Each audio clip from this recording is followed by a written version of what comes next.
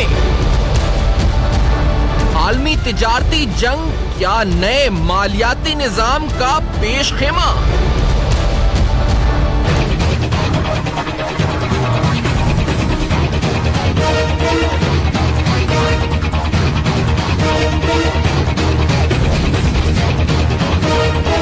Dollar की ऊंची उड़ान क्या मुल्क की मईशत के लिए खतरे की घंटी? बादस इंतखाबात माशी चैलेंजेस क्या IMF नागुजीर? अस्सलाम वालेकुम। पस पर्दा हकायक सनसनीखेज इंकशाफात प्रोग्राम बेनकाब में हूँ आपके साथ सैफान खान। बहुत से अहम नुकात हैं जिनको आज आपके सामने रखना है, बेनकाब कर रहा है, जिसके अंदर पाकिस्तानी मईशत को दरपेश चैलेंजेस सर फहरिस्त हैं, जिसमें बड़ा एक अहम सवाल है कि पाकिस्तान के करंट अकाउंट डेफिसिट और फिर हमें एक साल के अंदर जो डेट रीपेमेंट्स करनी है तकरीबन $8 अरब की, इन डेट रीपेमेंट्स और पाकिस्तान की एक्सटर्नल फाइनेंसिंग रिक्वायरमेंट पूरी मजमूई तौर पर कितनी बनती हैं। और ये फाइनेंसिंग रिक्वायरमेंट जो $20 अरब से ज्यादा या तकरीबन $25 बिलियन $25 अरब बनती हैं। तो ये बिल्कुल जो एक महीने बाद या 1.5 माह बाद जो भी नई हुकूमत आती है इसके टेकर सेटअप के बाद 30 से 35 दिन बाद 40 दिन बाद, तो क्या उसको फौरी तौर पर ये $25 अरब फाइनेंस करने के लिए अगले माली साल में कौन फराम करेगा? IMF फराम करेगा? हम चीन से पैसे मांगेंगे क्योंकि चीन से हमने सेफ डिपॉजिट्स मांगे हैं, हम सऊदी अरब से पैसे मांगेंगे, यानी हमें किसी के पास जाना है? क्या IMF वो ऑप्शन होगा? क्योंकि ज्यादातर हम हिस्टोरिकली भी देखें और इतनी बड़ी फाइनेंसिंग IMF ही करता रहा है, तो क्या वो ऑप्शन IMF होगा? पहला सवाल।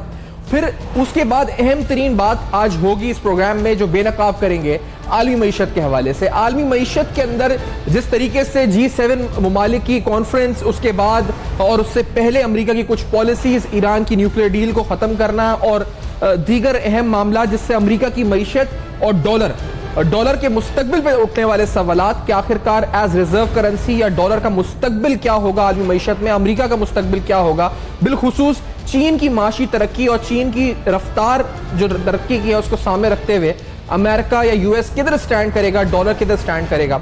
ये भी बड़ा अहम तरीन सवाल है जो आज के प्रोग्राम में बेनकाब करेंगे। और जब बात हो ही रही है तो क्या कोई नया न्यू वर्ल्ड ऑर्डर, क्या नया मालियाती निज़ाम, ग्लोबलाइजेशन जिस पर अमेरिका भी अब इसके खिलाफ बोल रहा है, कि हम उस तरफ बढ़ रहे हैं? ये भी बड़ा बुनियादी और अहम तरीन सवाल या नुक्ता जिसको आज प्रोग्राम में बेनकाब करेंगे।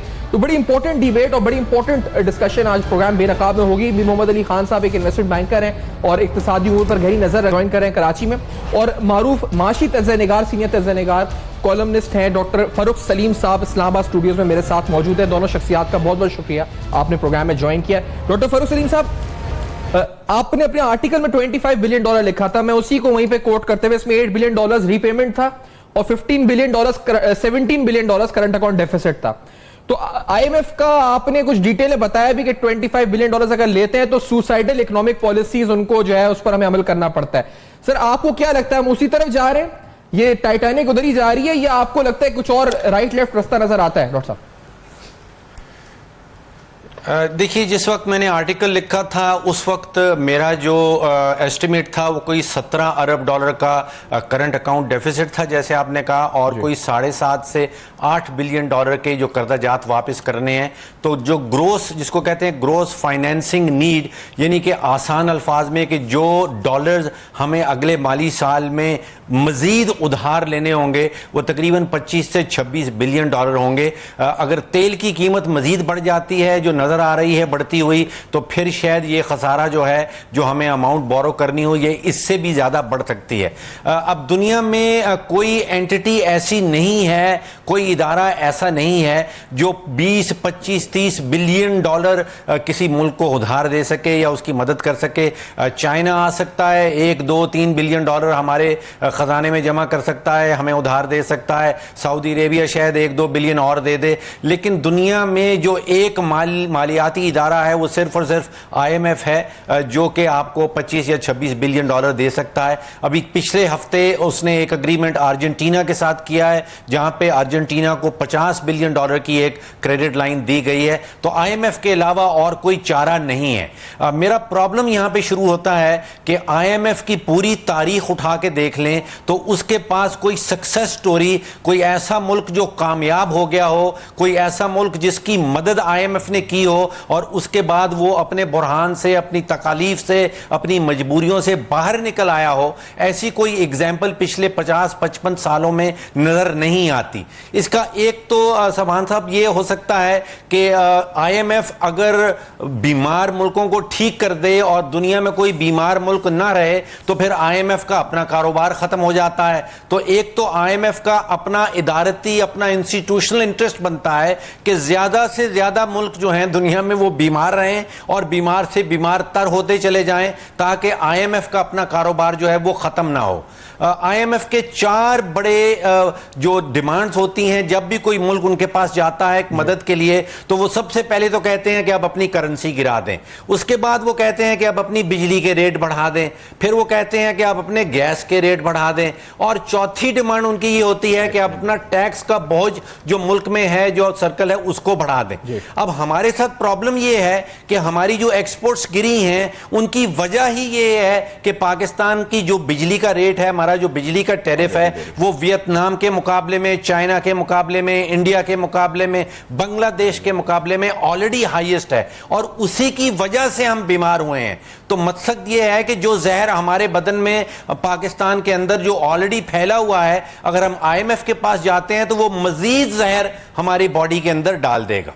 अच्छा, आपने बिल्कुल सही एक्सप्लेन तो कर दिया ये मामला कि इसकी इंप्लीकेशंस क्या होंगी और किस तरह होंगी। अभी हम यहाँ पे यही मोहम्मद अली खान साहब बैठे थे, हम बात कर रहे थे, क्योंकि आप $25 बिलियन की जो आप बात करें, क्योंकि इससे पहले हिस्टोरिकली हमने देखा है जो स्ट्रक्चरल एडजस्टमेंट फैसिलिटी थी या EFF या जो भी हमने IMF के प्रोग्राम्स किए हैं, मेरा नहीं ख्याल मीर साहब $25 बिलियन हम लेते हैं IMF से, जो हमारी रिक्वायरमेंट है लेने की, फरोख साहब ने कैलकुलेट की है, तो फिर डॉलर किधर जाएगा? अभी ये 124, 125 पर है। अभी आप मुझे कह रहे थे शुरू होने से पहले 170 पे जाएगा, मैं हंसने लगा। आपकी क्या कैलकुलेशन है मीर साहब, किधर जाएगा अगर $25 बिलियन हम लेते हैं IMF से? अगर देखिए, एक तो सब में पहले, मेरे ख्याल में ज़िंदगी में पहली मरतबा मैं किसी प्रोग्राम पे बैठा हूं कि मैं लाजवाब हूं। जो कुछ फर्रुख भाई ने कहा है इससे ज़्यादा कुछ कहा नहीं जा सकता।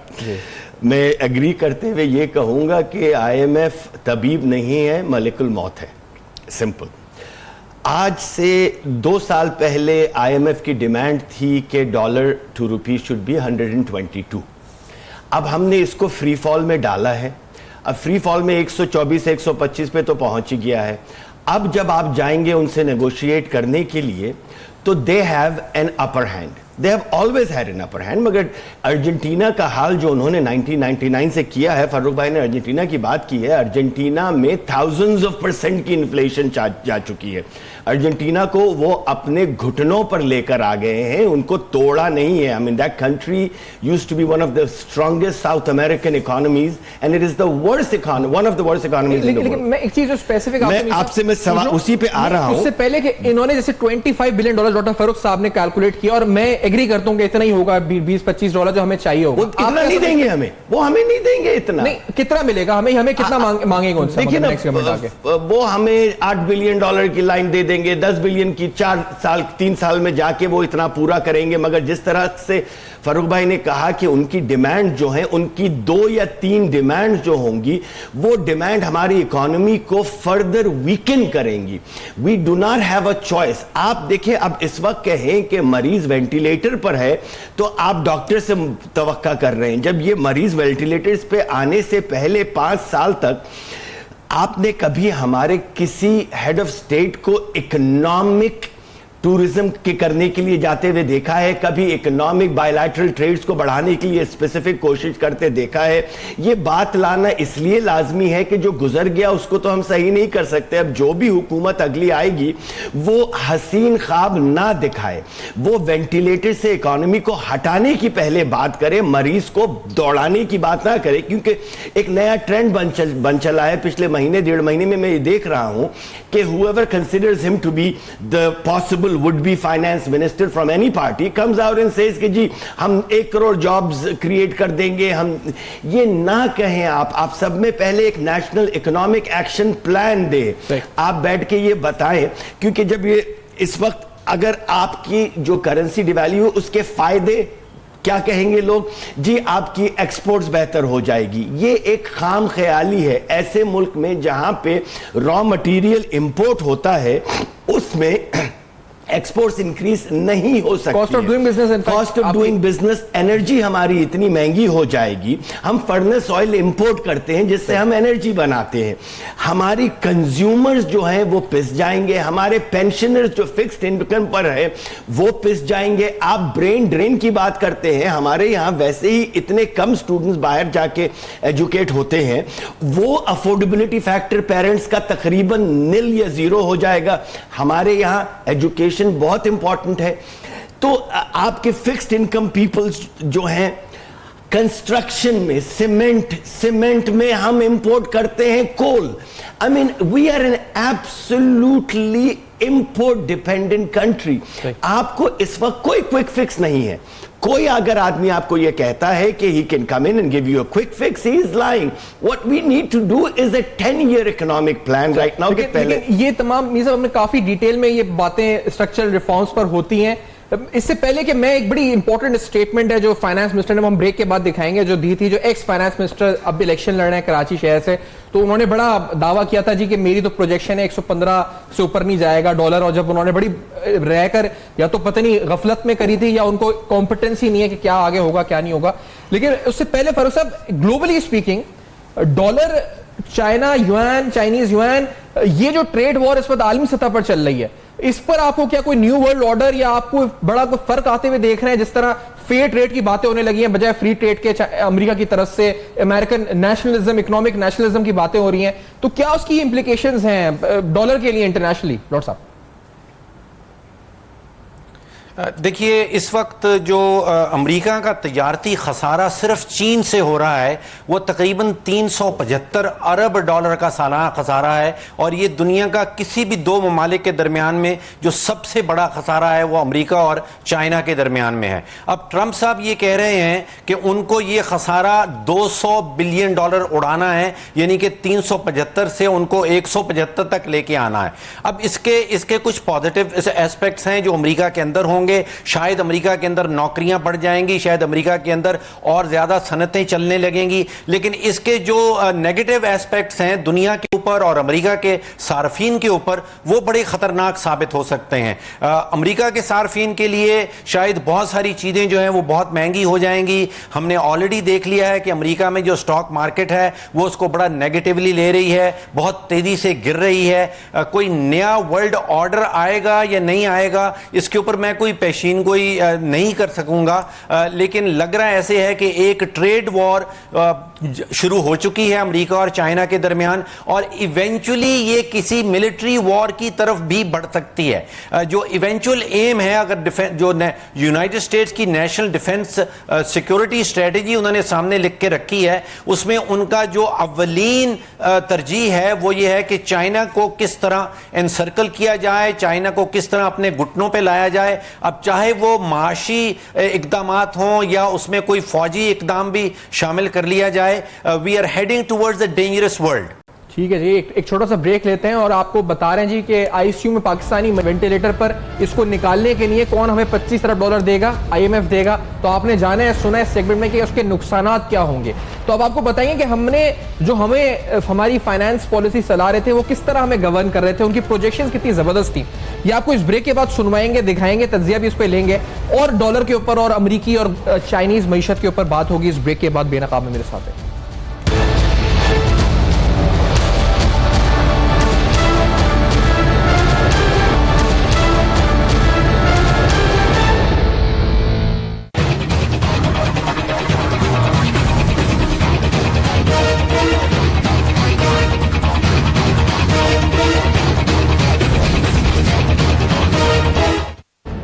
Welcome back. आप देख रहे हैं बेनकाब, और इससे पहले कि आलमी मईशत और दीगर मामलात डॉलर के मुस्तकबिल और इन पर डिटेल में जाएंगे, लेकिन एक साहब हमें मुयस्सर हुए थे अभी कुछ दिन के लिए एज फाइनेंस मिनिस्टर, यानी बजट के दिनों में ही उनको फाइनेंस मिनिस्टर बनाया गया। इससे पहले बड़े मायानाज अफराद आ चुके हैं इधर इस फील्ड में, लेकिन ये कुछ ज्यादा ही मायानाज इस तरह थे कि इनके जो प्रोजेक्शंस थी वो बड़ी कमाल की थी। एज फाइनेंस मिनिस्टर उन्होंने प्रोजेक्शंस दी, उन्होंने मार्केट वैल्यू क्या होगी डॉलर की, 6 से 8 माह तक वो कहां देख रहे हैं डॉलर को, बड़ी बड़ी बातें प्रोजेक्शंस वो कर रहे थे फाइनेंस मिनिस्टर पर। अब या तो वो अपनी इनकॉम्पिटेंस, नाअहली की वजह से ऐसी बातें कर रहे थे या आवाम को गुमराह कर रहे थे जानबूझ के, ये तो हमें नहीं पता, ये खुद बता सकते हैं। लेकिन जरा सुने वो कहते क्या थे डॉलर के बारे में, जरा सुने। इस वक्त कोई वजह, टेक्निकल वजह की वजह से इस वक्त साउंड बाइट चल नहीं पा रही, लेकिन बाद मुफ्ता इस्माइल साहब की हो रही है। जैसे ही वो क्लिप रेडी होता है तो हम आपको जो है इस वक्त वो सुनवाते हैं। लेकिन फरोज सलीम साहब, आपने जिक्र तो सुन लिया है, मैं बात मुफ्ता साहब की कर रहा हूँ। जैसे क्लिप रेडी होता है तो वो आपको पर्टिकुलर साउंड भी सुनवाएंगे, लेकिन 115 रुपए उसमें वो कहते हैं कि 115 रुपए वो जो डॉलर है, इस वक्त 115 रुपए पे पाकिस्तान रुपी और डॉलर की पैरिटी रहेगी, और वो 6 से 8 माह तक वो देखते हैं कि मार्केट यही रहेगी, उनकी वैल्यू ये लगा रहे थे। वो ये क्या कर रहे थे फरोज सलीम साहब? वो वाज ही नॉट अवेयर, या वो खुद गुमराह कर रहे थे अवाम को? फरोज साहब, मुझे याद आता है कि अप्रैल की 21 तारीख को उन्होंने बयान दिया था और उन्होंने कहा था कि मुझे पाकिस्तान की मईशत के अंदर बहुत सी अच्छी चीज़ें होती हुई नज़र आ रही हैं, और उनकी बुनियाद पे वो ये कह रहे थे कि डॉलर जो है वो यहीं पे रहेगा और रुपया मज़ीद नहीं गिरेगा। दिसंबर 2017 में रुपए और डॉलर की जो पैरिटी थी वो 105 रुपए का एक डॉलर था, और अब जैसे आपने कहा कि 125 रुपए का हो गया है। तो मुझे परेशानी इस चीज की हो रही है कि जब डॉलर 105 से 125 पे पहुंचता है तो पेट्रोल की कीमत में तकरीबन 15 से 20 रुपए का इजाफा हो जाएगा। चाय की कीमत में कोई तकरीबन 150 रुपए फी किलोग्राम का इजाफा हो जाएगा। जो कुकिंग ऑयल हम इंपोर्ट करते हैं, खाने बनाने का तेल इंपोर्ट करते हैं, उसमें मेरे एस्टिमेट के मुताबिक कोई 150 रुपया का इजाफा हो जाएगा। और दालें हम बेतहाशा इंपोर्ट करते हैं, और दालों की कीमत में मुझे लग रहा है कि 25 से 40 रुपए डिपेंडिंग ऑन कौन सी दाल की बात कर रहे हैं फी किलो, उसमें इजाफा हो जाएगा। जो महंगाई का तूफान पाकिस्तान के ऊपर, पाकिस्तान के सार्फिन के ऊपर आने वाला है, उसका मजमूई अगर अंदाजा लगाया जाए तो तकरीबन 1000 अरब रुपए का इजाफी बोझ पाकिस्तानियों के ऊपर पड़ने वाला है। यानी कि पाकिस्तान का हर खानदान जो है उसके ऊपर तकरीबन 30 से 40 रुपए का इजाफी महंगाई का बोझ जो है वो पड़ने वाला है। और कर्जाजात की जो आपने बात की, कर्जाजात इस वक्त जो पाकिस्तान के ऊपर 95 बिलियन डॉलर्स के हैं, अगर वो 105 की बजाय हम 125 रुपए का एक डॉलर गिना जाए तो तकरीबन 2000 अरब रुपए का इजाफी कर्जे का बोझ जो है वो पाकिस्तानियों के ऊपर पड़ चुका है। अब फ्यूचर में क्या होने वाला है, अगर जब रुपया गिरता है तो पाकिस्तानी सार्फिन की जो परचेजिंग पावर है वो बहुत तेजी से कम हो जाती है। और इस वक्त मुझे लग रहा है ना ही तो केयर टेकर्स जो हैं वो कोई ऐसा कदम उठा रहे हैं कि पाकिस्तानियों को कोई रिलीफ दिया जाए। अगर मजीद डॉलर चढ़ता है, रुपया गिरता है, तो पाकिस्तानियों का जो कुव्वत खरीद है वो इस बुरी तरह इफेक्ट होगी कि मैं परेशान हो जाता हूं ये सोचते हुए। सर, आप परेशान आज से नहीं, आप तो पहले से बता रहे थे लिख लिख के हमें कि क्या हाल है, लेकिन जो हमें गवर्न कर रहे थे उनको कुछ और ही नजर आ रहा था। उनको जो नजर आ रहा था वो अब रेडी हो चुका है क्लिप, ये सुनते हैं, फिर मीर मोहम्मद अली खान साहब का भी कमेंट इसके ऊपर लेते हैं। जनाब वजीर खजाना साहब जो हमें मुयस्सर हुए थे कुछ दिन के लिए, क्या फरमा रहे थे? पता नहीं क्या जिद है लोगों के अंदर कि रुपया जो है वो अगर मजबूत हो जाए तो अच्छा हो जाता है, लेकिन 115 के ऊपर मार्केट सेटल हो जाएगी। और ये जो है फिल वक्त मेरे ख्याल से काफी है फॉर द फॉरसीबल फ्यूचर, 6, 8, 9 महीने, साल तक, मेरे ख्याल से 7, 8 महीने तक अब फर्दर कोई डिवैल्यूएशन की जरूरत नहीं पड़ेगी। करेंसी यहाँ पे आके स्टेबल रहेगी और पाकिस्तानी रुपया जो है वो अपनी सही, मैं समझता हूँ कि सही अपनी मार्केट वैल्यू ढूंढ चुका है। मेरी प्रोडिक्शन गलत हुई। अब ये एस्टिमेशन दुनिया बता रही थी कि मुझे याद है फरोज सलीम साहब ने टाइटैनिक के नाम से भी एक आर्टिकल लिखा था जी कि हम किधर बढ़ रहे हैं। हमने प्रोग्राम भी किया था उस पर डिटेल में। मीर मोहम्मद अली खान साहब, ये मिफ्ता इस्माइल साहब को क्या नजर आ रहा था? उनको कुछ और ही नजर आ रहे थे, वो किसी और मुल्क की बात कर रहे थे। किधर की बातें हो रही थी? ये तो 125 पे आ गया और इधर भी नहीं रुक रहा, आगे जाए जा रहे हैं। कहते 8 महीने तक जरूरत ही नहीं पड़ेगी डिवैल्यूएशन की। आप सवाल पूछ रहे हैं ना, मुफ्ता इस्माइल साहब को क्या नजर आ रहा था? अपनी एने टू समथिंग की सीट नजर आ रही थी और कुछ नजर नहीं आ रहा था। देखिए ना, एक इंसान जब इकोनॉमिस्ट होता है तो अपने आप से सच्चा होता है, मगर जब वो एक पॉलिटिकल पार्टी में चला जाता है तो वो मजबूरन उसको झूठ बोलना पड़ता है। बहुत कम ऐसे होते हैं जो खड़े होकर कहें ये गलत है और अपनी पार्टी को कन्विंस करें सही करने के लिए। तो पीपल से ना कि take finance minister statements with a pinch of salt, as मैं तो कहता हूं अ बोरी ऑफ सॉल्ट के साथ इन सब लोगों का ये करना चाहिए। वो 115 की बात कर रहे थे। 5 या 6 इकोनॉमिक इंडिकेटर्स होते हैं जिससे आप बाहर आप देखते हैं कि आपकी करेंसी कहां जा सकती है।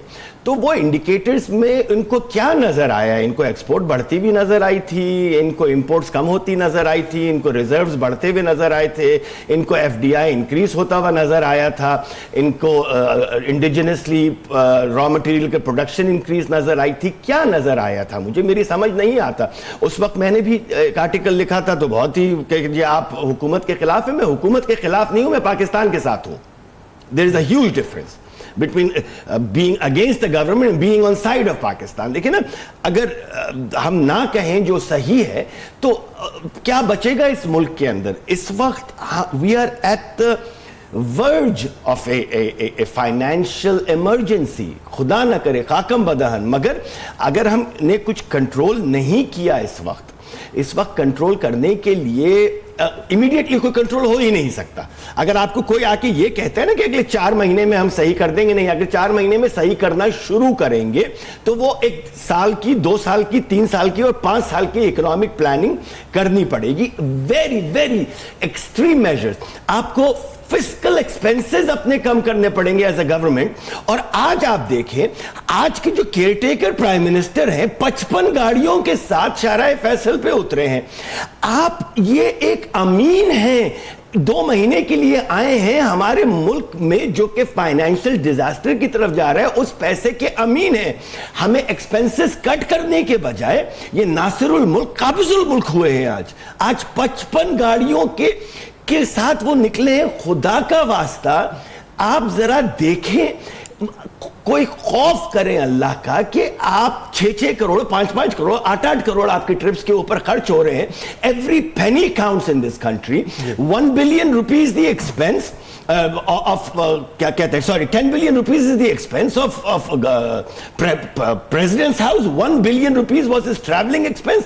कहां गए थे ममनून हुसैन साहब? ये गवर्नर हाउसेस हमने बनाए हुए हैं, फेडरेशन के रिप्रेजेंटेटिव हैं।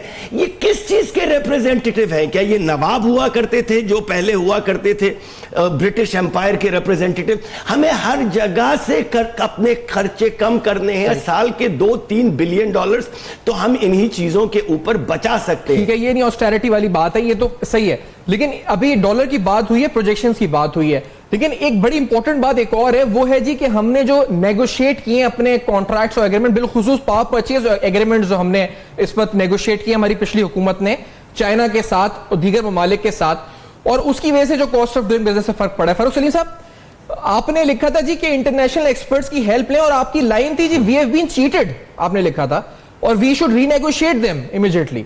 तो ये आप किन प्रोजेक्ट्स की स्पेसिफिकली बात कर रहे हैं, पहले तो ये बताएं, और इसमें चीन का कितना असर हो सूखा, और ये कौन से कॉन्ट्रैक्ट्स हैं जो सारे हमें चीट हो गए? किसने बोल के हमें चीट किया? फरूक साहब,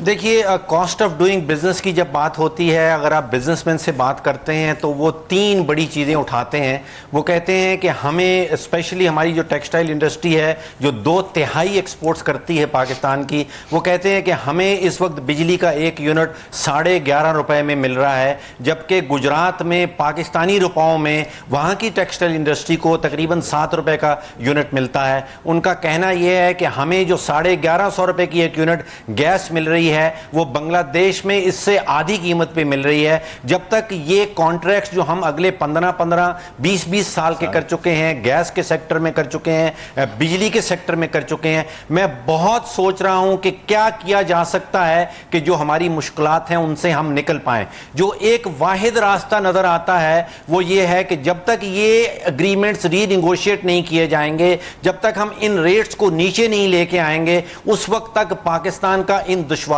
से निकलना मुझे कोई और रास्ता नजर नहीं आ रहा। तारीख में बहुत सारी एग्जांपल्स ऐसी हैं।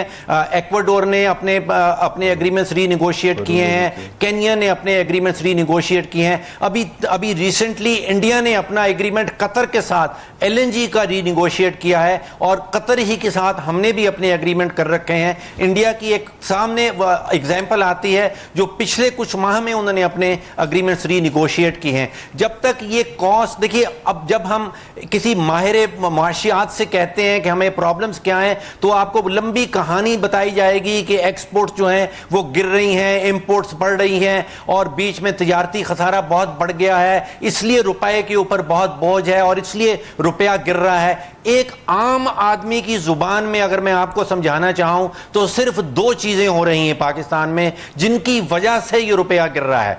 पहली है करप्शन और दूसरी है नाअहलियत, हुकूमती करप्शन और हुकूमती नाअहलियत।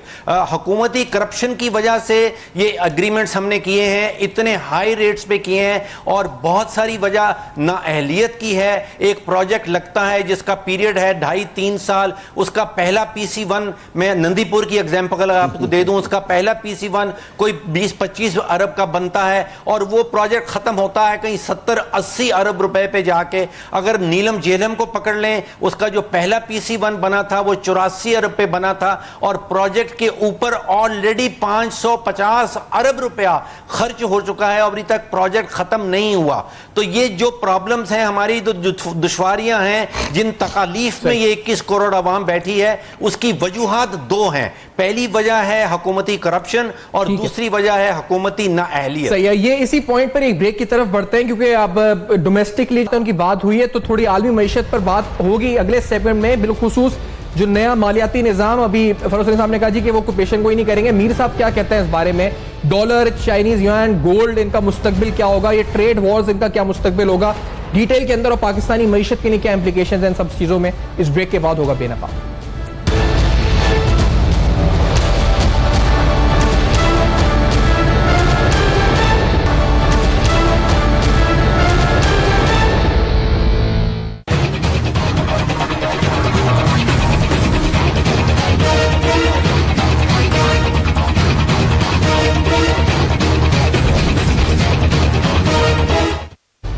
Welcome back. आप देख रहे हैं बेनकाब। आपको अभी तक ये तो बताया जी कि पाकिस्तानी मईशत किधर खड़ी है, मुस्तकबिल क्या खुदा ना खास्ता हो सकता है, और नजर आ रहा है, जो रियलिटी नजर आ रही है वो आपके सामने, वो पिक्चर पूरी एक इंडिपेंडेंट एनालिस्ट जो हमारे साथ हैं, इकोनॉमिस्ट हैं, वो आपके सामने बता रहे हैं कि क्या होगा, जो हमसे छुपाया गया पिछले कुछ दिनों में। लेकिन आलमी सतह पर क्या हो रहा है और क्या होने जा रहा है? बिरोदरी खान साहब, स्ट्रेट फॉरवर्ड आते हुए इसी बात पे कि जो ट्रेड बैलेंसेस हैं चाइना के यूएस के साथ, अभी बात सलीम साहब की भी, जो ट्रेड वॉर है, टैरिफ वॉर है, उसका डॉलर पे क्या असर है, क्या मुस्तकबिल है, आपका तज्जिया इस पर क्या है मीर साहब? देखिए, America can never win the trade war with China. लग रहा है इस वक्त कि वो जीत जाएंगे मगर नहीं जीतेंगे। सबसे पहले तो बात ये है कि बुश कह रहा हूँ, Trump administration is manipulating trade data. जो डेफिसिट जैसे कहा था कि 370 बिलियन डॉलर से और 200 बिलियन डॉलर तक लेकर आना चाहते हैं। इस वक्त आपको एक छोटी सी मिसाल दूंगा मैं कि इन ग्लोबलाइजेशन में एक सप्लाई चेन क्रिएट होती है जिसके अंदर सारी प्रोडक्ट्स के सारे पार्ट्स एक मुल्क से बनके नहीं जाते हैं। तो आपको देखना पड़ता है कि वैल्यू एडिशन कितनी है। 400 डॉलर की इंपोर्ट वैल्यू अमेरिका लगाता है एक आईफोन के ऊपर, तो उसमें से 140 डॉलर तो सैमसंग को चले जाते हैं स्क्रीन के, तोशिबा को 55-60 डॉलर उसमें से चले जाते हैं, सिंगापुर और दूसरी कंट्रीज को, स्विट्जरलैंड को दूसरे पार्ट्स के चले जाते हैं। जो असल वैल्यू एडिशन चाइना की है विच इज 4 to 8%, तो आपको 80 डॉलर 90 डॉलर पर फोन की वो है। देखिए ना, इस वक्त चाइना के लिए अगर आप ये कहें 1 ट्रिलियन डॉलर का तो वो डेट होल्ड कर रहा है। तो you can not really mess with a country that holds your debt and can flood the market. Chinese पीछे से सब्सिडियरीज देते हैं अपनी कंपनीज को। वर्ल्ड ट्रेड ऑर्गेनाइजेशन में जाते नहीं है वो। अमेरिका कुछ कर नहीं सकता, अपनी करेंसी को उन्होंने कंट्रोल किया हुआ है। तो इस देखिए, पहले there was an economic bully which was America. Now, America is not an economic bully, but the president of America has become a personal bully. वो अपने वेस्टर्न एलाइज को ही खुद एलियनेट कर रहा है। G7 में जाके इस बड़े एरोगेंट स्टेटमेंट्स दे रहा है, अपने पड़ोसी जस्टिन ट्रूडो के बारे में एरोगेंट स्टेट दे रहा है। So this trade war at the end is going to hurt America. It may look like right now is going to create jobs, magar the amount of expenses that will increase in American household, which is already indebted. Every house household in America is basically run on credit. अच्छा, ये जो point है इससे थोड़ा सा वापस मुल्क की तरफ आते हैं, क्योंकि इससे पहले एक सेगमेंट में बात हमारी हो रही थी उन कॉन्ट्रैक्ट्स को रीनेगोशिएट करने की, और उसमें एक और इंपॉर्टेंट कॉन्ट्रैक्ट है जिसकी नैब ने रिसेंटली शायद हकान अब्बासी साहब पे इंक्वायरी इस वक्त ओपन की है, रीओपन की। आपको वो डॉक्यूमेंट्स दिखाऊंगा कि वो इंक्वायरी क्लोज हुई थी कराची में, डीजी नैब कराची जो थे कर्नल सिराज उनके दस्तखत के साथ के जी बंद कर रहे हैं इंक्वायरी, क्योंकि ये एक ऑनगोइंग प्रोजेक्ट है। लेकिन ये फारूक साहब आपकी तरफ ही स्ट्रेट फॉरवर्ड आते हुए, क्योंकि 97.9 मिलियन डॉलर्स आपके आर्टिकल में था एक बार कि ये एनुअल पेमेंट्स है हमारी एलएनजी कॉन्ट्रैक्ट में, जो तकरीबन $272,000 पर डे था। तो सर ये भी तो हमने पता नहीं कौन सा कॉन्ट्रैक्ट किया है जिसको अब नैब इन्वेस्टिगेट कर रही है। कंप्लेंट में लिखा है $3.9 बिलियन के लॉसेस हुए हैं सेक्टर को। What is your opinion Farooq साहब? सफान साहब, दो जरा वाजे कर दूं, दो डिफरेंट किस्म की इंक्वायरीज हैं। एक एलएनजी टर्मिनल के हवाले से है और एक एलएनजी का जो सप्लाई लाइन है, जो कॉन्ट्रैक्ट है कतर से किया गया, उसके हवाले से है। अभी जिसका आप जिक्र कर रहे हैं वो एलएनजी के टर्मिनल के हवाले से है, जो एंग्रो हुसैन दाऊद साहब की एक कंपनी है, उनको कॉन्ट्रैक्ट दिया गया था ये बनाने के लिए, और यहाँ पे हमने अनकंडीशनल हुकूमत पाकिस्तान ने $2,72,000 की पेमेंट रोजाना का एग्रीमेंट किया है एंग्रो के साथ, चाहे वो टर्मिनल इस्तेमाल किया जाए या ना किया जाए। और इसके बाद जो टर्मिनल बनाए गए हैं उनके जो रेट्स हैं वो इससे बहुत कम हैं। और ये जो इन्वेस्टिगेटिव रिपोर्ट आप जिसका जिक्र कर रहे हैं, इसके कुछ सफहात मेरी नजर से गुजरे हैं। जो ये वाकई में इसमें जो इन्वेस्टमेंट की गई है एंग्रो की तरफ से, उसके ऊपर कोई रेट ऑफ रिटर्न जो है वो कोई 80-90% सालाना बनता है। यानी कि एंग्रो ने जो पैसे लगाए हैं वो तकरीबन 1.5 साल में उनको पूरे के पूरे वापस मिल जाएंगे। तो ये एंग्रो को आप क्रेडिट दें कि वो इस किस्म के बिजनेस प्रोजेक्ट्स हुकूमत को मजबूर कर देता है या हुकूमत को कोई ऐसा इंसेंटिव दे।